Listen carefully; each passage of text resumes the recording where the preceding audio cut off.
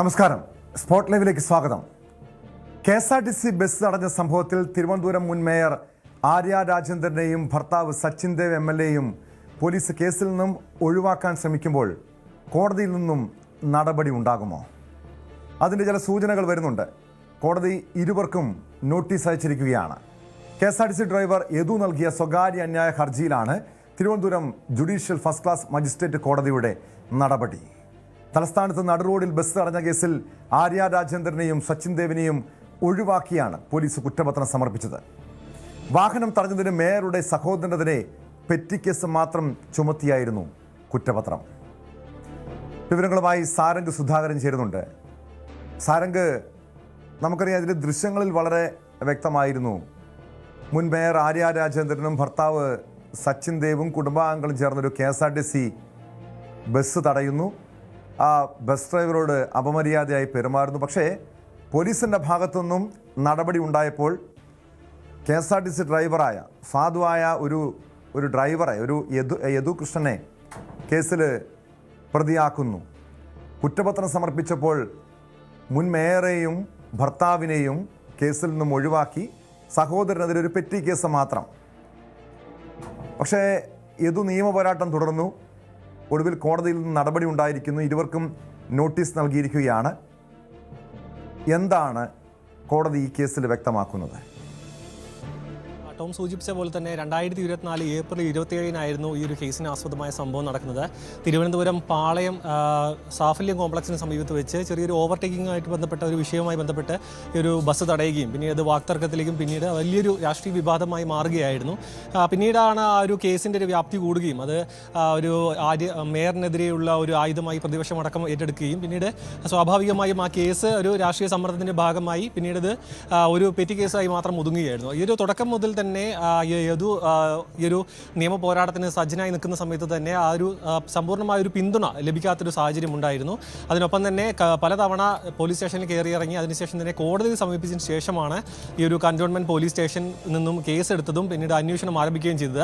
ഈ ഒരു കേസിൻ്റെ അവസാനത്തിൽ, അതായത് കുറ്റപത്രം സമർപ്പിച്ച സമയത്ത് യദുവും പിന്നീട് ആര്യയുടെ സഹോദരൻ മാത്രമായിരുന്നു. ഒരു ചെറിയൊരു പെറ്റി കേസ് എന്നുള്ള രീതിയിലേക്ക് കാര്യങ്ങൾ എത്തുന്നു. പിന്നീടാണ് ഈ ഒരു നിയമ പോരാട്ടം തുടരുന്നു. അതിനിടയിലാണ് യദുവിന് ഈ ജോലിയിൽ നിന്ന് മാറ്റി നിർത്തുകയും പിന്നീട് ഈ ഒരു ജോലി നഷ്ടമാവുകയും ചെയ്യുന്നത്.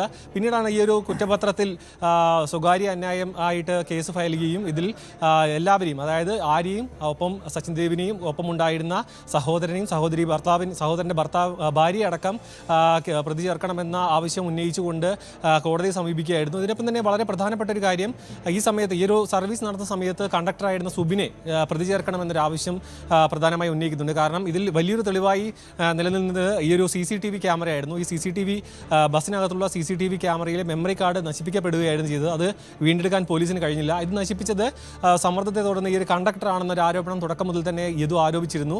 ഇതെല്ലാം നിരത്തിക്കൊണ്ടാണ് ഇപ്പോൾ സ്വകാര്യ അന്വേഷണം ഫയൽ ചെയ്യുകയും പിന്നീട് ഈ ഒരു ആര്യയെയും പിന്നെ ഒപ്പം തന്നെ സച്ചിൻ ദേവിനെയും കോടതിയിൽ ഹാജരാകാൻ വേണ്ടി ഒരു നിർദ്ദേശം നൽകിയിരിക്കുന്നത്. ഈ ഒരു കടുത്തൊരു ഇത്തരത്തിൽ ഒരു വലിയൊരു കാലഘട്ടം ഇതിനു വേണ്ടി പോരാടുകയും ഒരു തെരഞ്ഞെടുപ്പിൽ വലിയൊരു തിരിച്ചടിയടക്കം നേരിടുന്ന സമയത്ത് ഇത്തരത്തിൽ നോട്ടീസ് വന്നത് ഈ കേസ് വീണ്ടും പുനരാരംഭിക്കുകയാണ്, നിയമ പോരാട്ടം വീണ്ടും ആരംഭിക്കുകയാണെന്നൊരു സൂചന നൽകിക്കൊണ്ടാണ് ജനുവരി 21-നാണ് ഇവിടെ തിരുവനന്തപുരം കോടതിയിൽ, അതായത് വഞ്ചൂർ കോടതിയിൽ ഹാജരാവാൻ വേണ്ടി നിർദ്ദേശം നൽകിയിരിക്കുന്നത്. അതിൽ ഹാജരായതിനു ശേഷം വീണ്ടും തുടർ നടപടികൾ ഉണ്ടാകാനാണ് സാധ്യത. ഇത് ഒതുക്കി തീർക്കാനുള്ളൊരു ശ്രമം നടന്നിരുന്നു എന്ന കാര്യം വ്യക്തമാണ്. കാരണം തുടക്കം തൊട്ട് തന്നെ മേയറുമായി ബന്ധപ്പെട്ട ഒരു വിഷയമായതുകൊണ്ട് തന്നെ രാഷ്ട്രീയ സമ്മർദ്ദം പോലീസിന് മേലെ ഉണ്ടായിരുന്നു. അതുകൊണ്ട് തന്നെ ഒരു കേസ് വീണ്ടും, അതായത് നീതിയുടെ വെളിച്ചം തേടിയുള്ള യദുവിൻ്റെ യാത്രയ്ക്ക് ഒരു പൂർണ്ണത, അതായത് ഒരു തുടക്കം എന്ന രീതിയിലേക്ക് വീണ്ടും ഈ ഒരു കേസ് പൊതുമധ്യത്തിലേക്ക് വീണ്ടും വരികയാണ്. വീണ്ടും ചർച്ചയാവുന്നൊരു കാര്യമാണ് നമുക്കിപ്പോൾ കാണാൻ കഴിയുന്നത്. കേട്ടോ,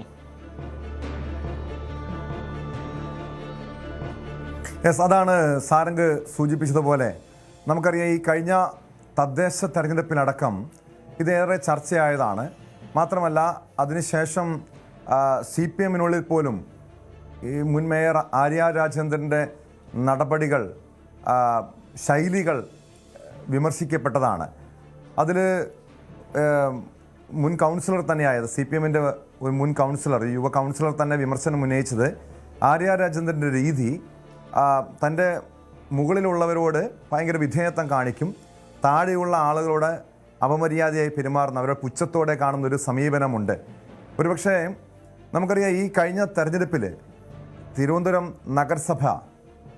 നഗരസഭയിൽ വലിയ തിരിച്ചടി ഇടതുപക്ഷത്തിനുണ്ടായത്, CPM-നുണ്ടായത് ആര്യ രാജേന്ദ്രൻ്റെ ഇത്തരം നടപടികളാണെന്നൊക്കെ വിമർശനമുണ്ട്. മാത്രമല്ല, ഇതൊരു ഒരു സാധാരണക്കാരനായ ഒരു മനുഷ്യനെയാണ് വേട്ടയാടിയത്.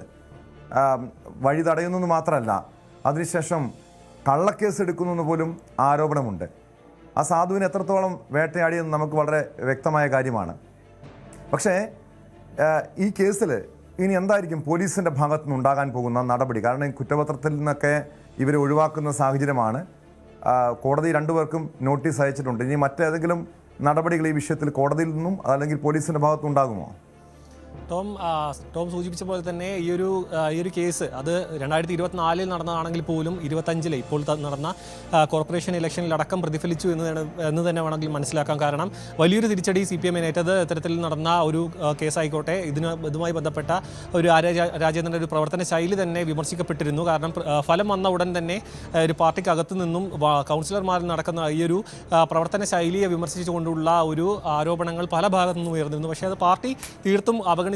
കാരണം അത്തരത്തിലൊരു പ്രവർത്തന ശൈലി ഈ ഒരു തെരഞ്ഞെടുപ്പ് തോൽവി കാരണമായിട്ടില്ല എന്നായിരുന്നു പാർട്ടിയുടെ വിലയിരുത്തൽ.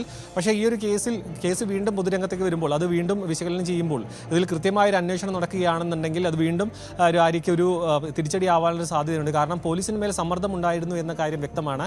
അതുകൊണ്ട് തന്നെ ഇതൊരു കേസ് വലിയൊരു രീതിയിലേക്ക് കടക്കാതെ അത് ഒത്തുതീർപ്പാക്കാനുള്ളൊരു ശ്രമം തുടക്കത്തിൽ തന്നെ യദു ആരോപിച്ചിരുന്നു. കാരണം പോലീസിൻ്റെ ഭാഗത്തുനിന്ന് കേസെടുത്ത് അന്വേഷണം നടത്തുന്നതിന് പകരം ഇതൊരു കേസ് ഒത്തുതീർപ്പാക്കി അത് അവസാനിപ്പിക്കാനുള്ളൊരു ശ്രമം തുടക്കത്തിൽ പോലീസ് നടത്തിയിരുന്നു. അതിനുശേഷമാണ് ഈ ഒരു കോടതിയിൽ സമീപിക്കുകയും അതിനുശേഷം ഈ ഒരു കേസിലേക്ക് കാര്യങ്ങൾ കടക്കുകയും ചെയ്തത്.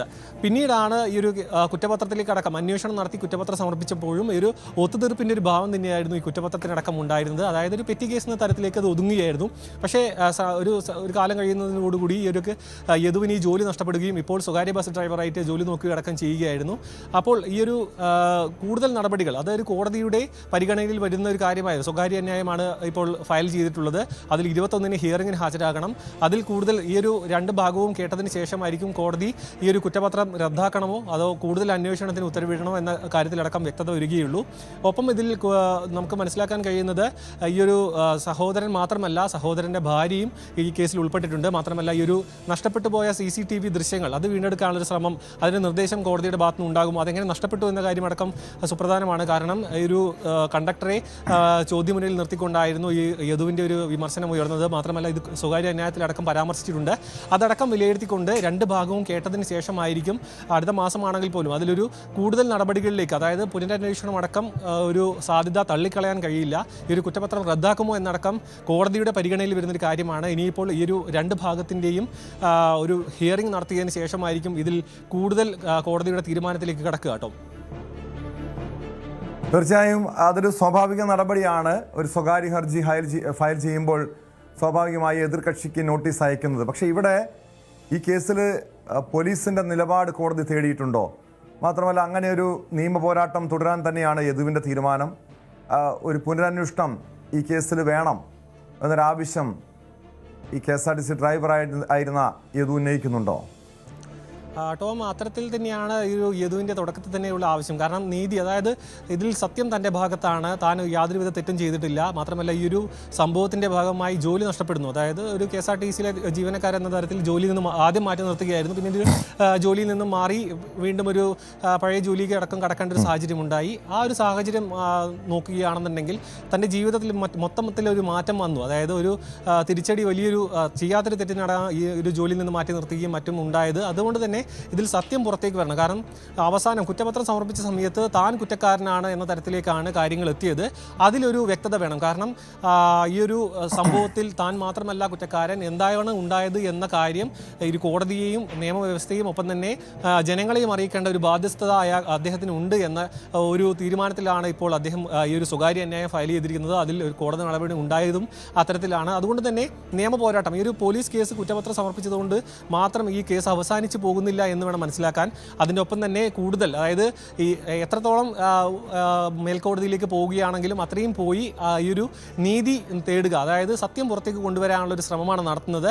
ഇതിൽ പോലീസിൻ്റെ ഭാഗത്ത് നിന്ന് മറ്റ് പ്രതികരണങ്ങളൊന്നും ഉണ്ടായിട്ടില്ല. നിലവിൽ കുറ്റപത്രം സമർപ്പിച്ച സാഹചര്യം ആയതുകൊണ്ട് തന്നെ കോടതിയുടെ നിർദ്ദേശത്തിൻ്റെ അടിസ്ഥാനത്തിലായിരിക്കും ഇനി പോലീസ് കൂടുതൽ നടപടിക്രമങ്ങളിലേക്ക് കടക്കുന്നത്. അത് മറ്റ് പോലീസ്, അതായത് മറ്റ് സേനയിലേക്ക് ഈ ഒരു കേസ് കൈമാറുമോ എന്നടക്കം ചോദ്യം നിലനിൽക്കുന്നുണ്ട്. എന്തു തന്നെയാണെങ്കിലും ഇതിൽ കോടതി കൃത്യമായി ഇടപെടൽ നടത്തുന്നു എന്ന് വേണം നമുക്ക് മനസ്സിലാക്കാൻ. ഈ ഒരു ഇടപെടലിന് ശേഷം എന്തായിരിക്കും ഒരു അടുത്ത നടപടി എന്ന കാര്യത്തിൽ ഒരു ആകാംക്ഷയുണ്ട്.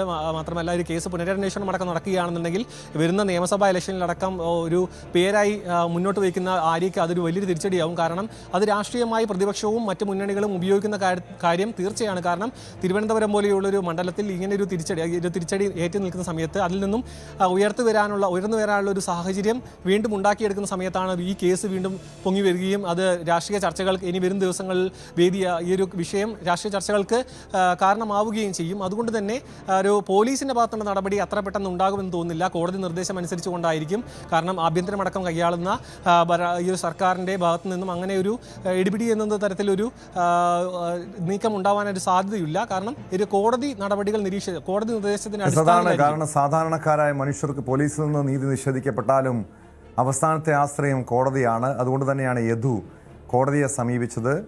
യദു നൽകിയ ഹർജിയിലാണ് ആര്യ രാജേന്ദ്രനും ഭർത്താവ് സച്ചിൻ ദേവ് MLAക്കും കോടതി നോട്ടീസ് അയച്ചിരിക്കുന്നത്.